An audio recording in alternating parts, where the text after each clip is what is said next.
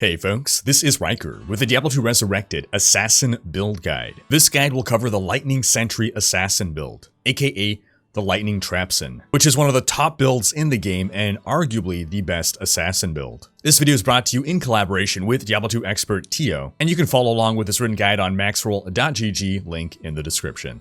The Lightning Trapsin is a build that deals tons of damage, while maintaining a pretty relaxed playstyle. You lay down your traps, you let them do the work, and you're able to keep a safe distance from enemies. It's beginner friendly, it deals 3 types of damage, meaning it can get past pretty much any immunities it runs into. It's tanky, it has high mobility, it's simple to play, and you don't even need a ton of rare gear to get this build going. In this video, we're going to cover the gear, the skills, and the playstyle that you want to rock a Trapsin. Now this guide assumes that you have a level 75 or higher assassin. If you are not yet level 75, then first follow our assassin leveling guide to get you there as quickly as possible. Because now moving into this guide, you are hitting respec, you're going to Akara, you are respecializing, and you're going to allocate your skill points and your attribute points as follows. For your skills, put 1 point each into Burst of Speed, Cloak of Shadows, Mind Blast, Death Sentry, and Weapon Block. Burst of Speed gives you a huge movement speed and attack speed buff. Your trap laying speed is based on your attack speed, and you want to maintain 100%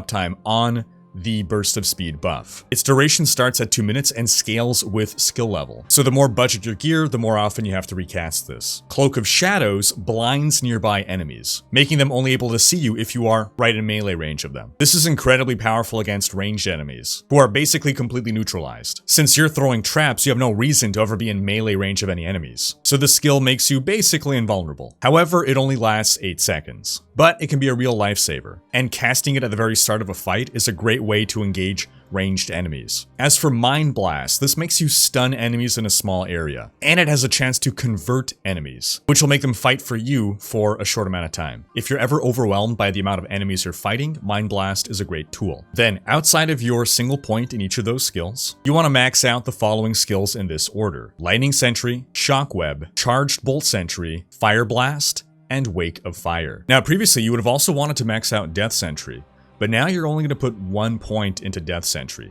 This is thanks to a change in 2.4.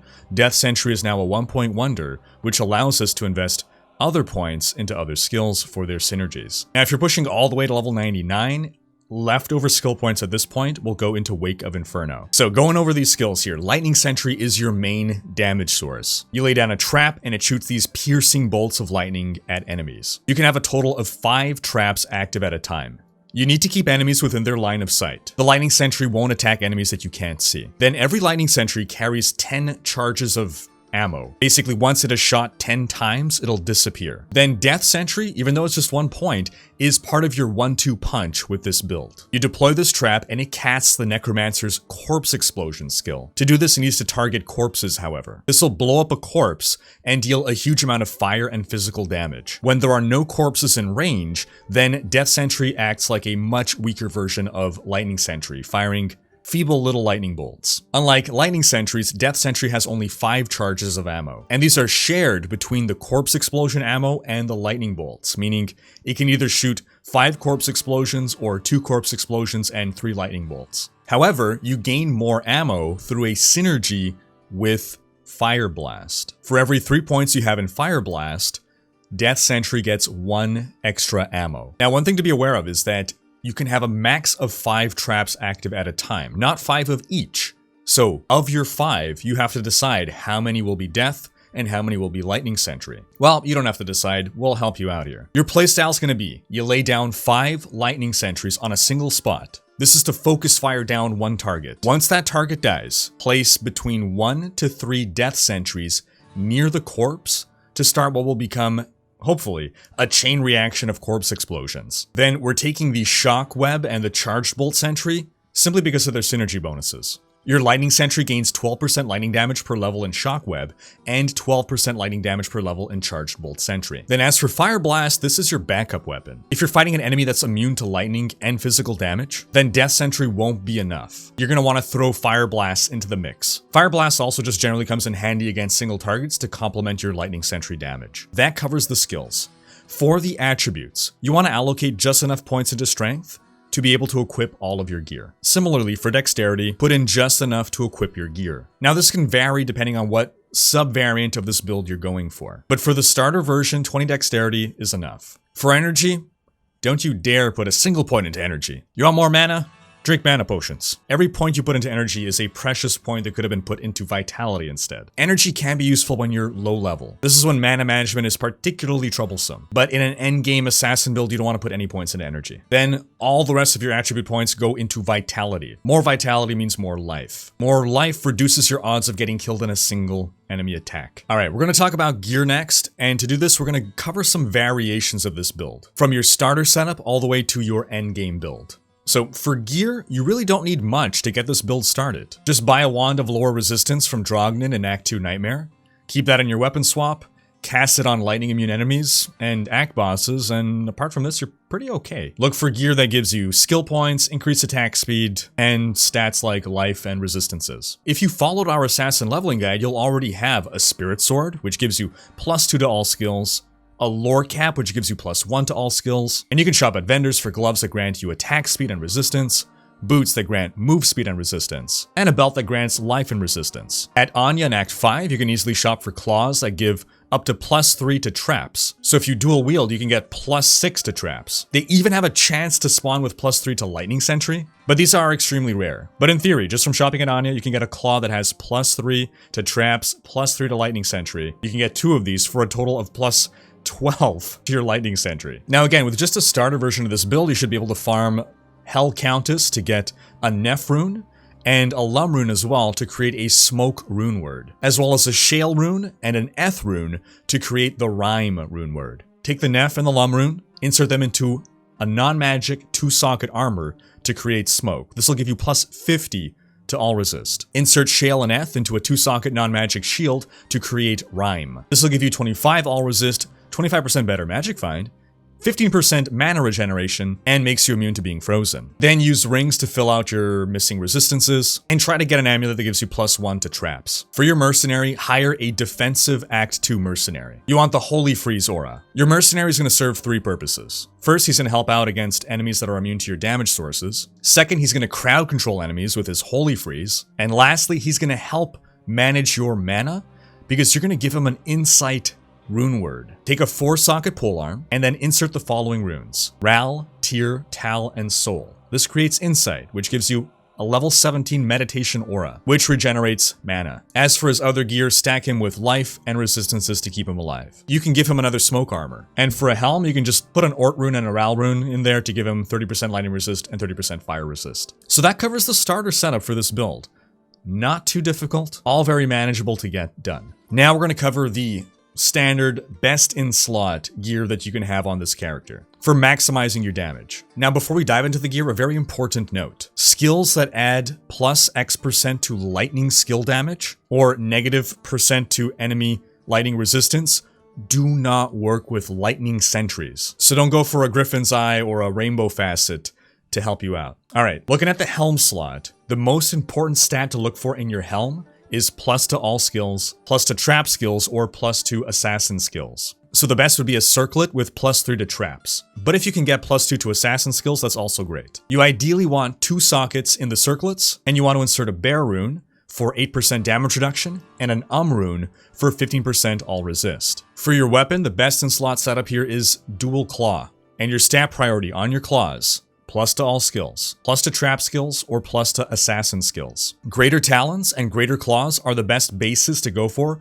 due to their low stat requirements. You don't need them to have high damage, because you're not actually attacking with them. With the right rolls, you can get +3 to traps, +3 to death sentry, +3 to lightning sentry, and +3 to weapon block. Get 2 of these and you now have a whopping +12 to your death and lightning sentries from just 2 weapons. And again, you can shop for these claws at Anya in Nightmare or Hell Act 5. For your chest armor, the most important stats to get here are + to all skills or +2 to assassin skills. Your best in slot's going to be an Enigma rune word. That's Ja, Ith, and Bear inside 3-socket armor. This gives +2 to all skills, 99% magic find, 45% faster run walk, damage reduced by 8%, and most importantly, it gives you the sorceress's teleport skill for crazy mobility. For your amulet, you're looking ideally for + to all skills, + to trap skills, or + to assassin skills. Your ideal amulet has +3 to traps, with faster cast rate or magic find. For your gloves, your most important stat here is faster cast rate. You might be asking, well, why? You said that my trap laying speed is based on my attack speed.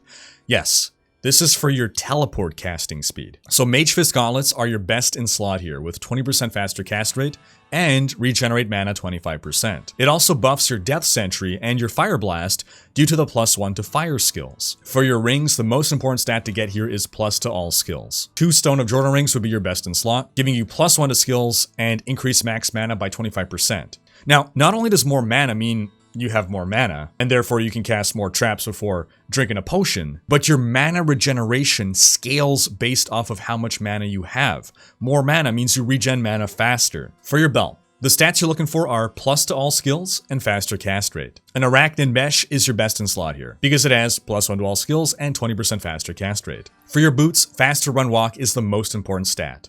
Alder's Advance will be your best in slot with 40% faster run walk, plus 50 to life, and 30% fire resist, but you got a lot of wiggle room, a lot of flexibility in this slot. And remember, you're going to need some slots that you're going to be using as fillers for resistance. Now, on your weapon swap, what you'll want, ideally, Call to Arms and Spirit Rune Words. So Spirit Shield, and this is to buff your Call to Arms, which grants you access to the powerful buffs of Battle Orders and Battle Command.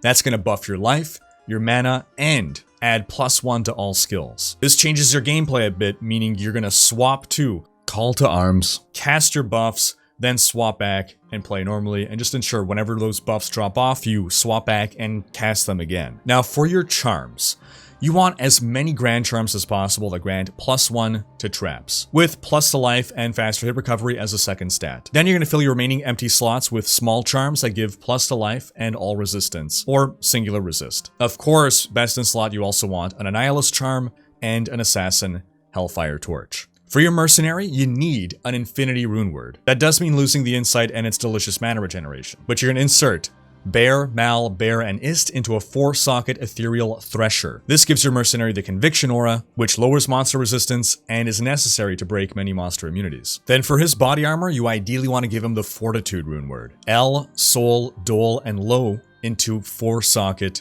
Sacred Armor. This gives a huge amount of defense, plus 30 all resist, and 300% enhanced damage. This will allow him to kill anything that remains immune to your traps. Best in slot helm for him is Andariel's Visage, which grants 35% increased attack speed and 10% life stolen per hit, which translates into a tremendous amount of sustain to help keep him alive. Now with this setup, you're going to need more strength and more dexterity. We can't give you a specific number without knowing exactly where you're getting extra strength and extra dex on your gear, exactly what gear pieces you have, but as an approximation, if you have exactly the items we've listed here, you would need to have 42 in strength. That is 42 base points, meaning you'll end up at 156 strength in total, and 39 into dexterity, 79 including all your gear. Now again, this setup was for the best in slot gear for max damage. This is the standard ideal setup for this build. But you can choose to sacrifice damage for either greater mobility, greater magic find, or to be more hardcore safe. So for greater mobility, you can try to reach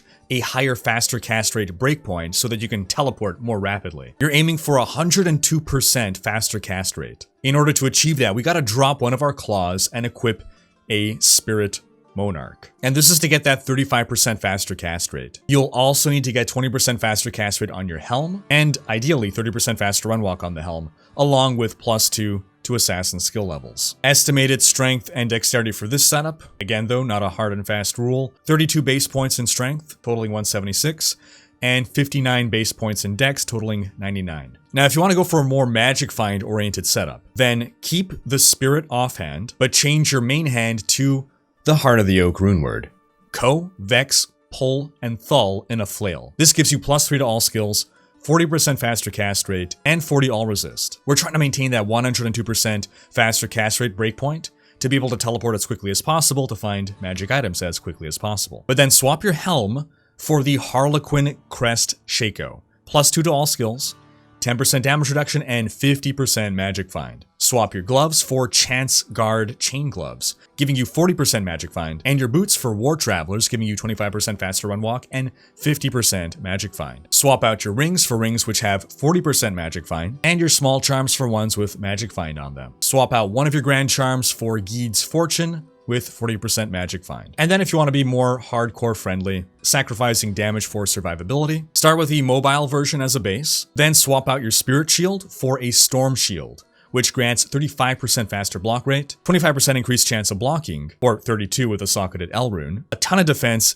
and a nice amount of resist, as well as 35% damage reduction. Now, you might be wondering, okay, where do I get all this gear? Well, we'll finish by going over some of the best farming spots in the game that play to this build's strengths. You're of course free to farm items wherever you want, but places that we don't list might not be as effective for this build, be it because of monster immunities that you're going to run into, or just bad map layouts. And you can refer to our farming guides for more details on these farming runs. Unless otherwise specified, these runs are all on Hell difficulty. So first off, we'll cover the runs that the starter version of this build can handle. And there's a lot. In Act 1, you can farm the Countess for runes, as well as for the Key of Terror, which is used to farm Ubers. You can also farm Andariel as a great source of uniques, sets, and jewelry. And of course, this build is great in the Secret Cow level where you can farm runes, rune word bases, very important, as well as charms, gems, and jewels. In Act 2, you can farm the Arcane Sanctuary, specifically hunting the specters and the super chests found in the dead-end corners. These are also great sources for charms, gems, jewels, and jewelry. And you can also farm the Summoner, who's in the Arcane Sanctuary,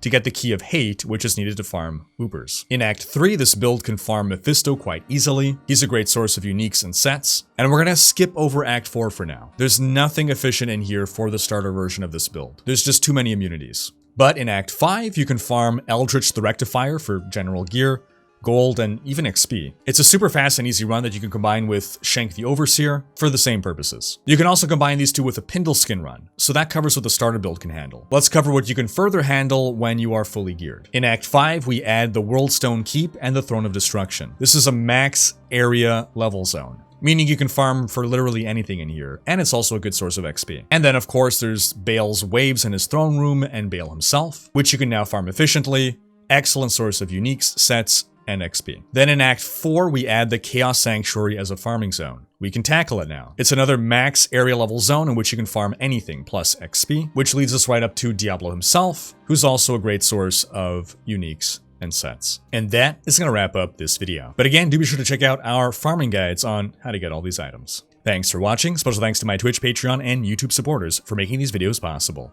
If you like what you see on this channel and want to support the creation of more content, you can consider pledging on YouTube or Patreon and unlocking behind-the-scenes content, monthly virtual hangouts, and more. If you enjoyed this video, please share it. Check out these other videos, and subscribe to join Riker's Raiders for more Diablo content.